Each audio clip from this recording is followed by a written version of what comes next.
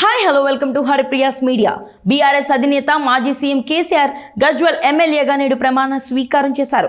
ఇవాళ మంచి రోజు కావడంతో అసెంబ్లీకి వచ్చిన కేసీఆర్తో స్పీకర్ గడ్డం ప్రసాద్ తన కార్యాలయంలో ఎమ్మెల్యేగా ప్రమాణ స్వీకారం చేయించారు.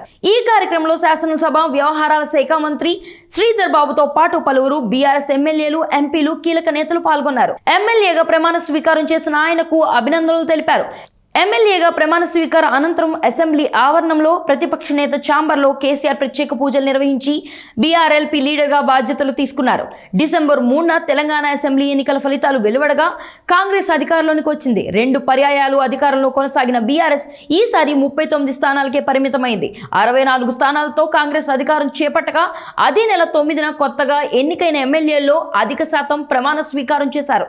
అయితే ప్రమాణ స్వీకారానికి ఒక రోజు ముందు తన ఫామ్ హౌస్లో కేసీఆర్ ప్రమాదవశాత్తు కాలు జారిపడ్డారు. ఈ ప్రమాదంలో ఆయన ఎడమ కాలు తుంటి ఎముక విరగడంతో ఆసుపత్రిలో చేరారు.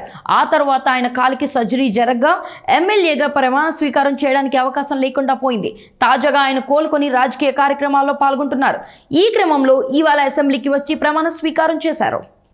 ఇక ఇటీవల పార్టీకి చెందిన ఎంపీలతో కేసీఆర్ సమావేశమయ్యారు.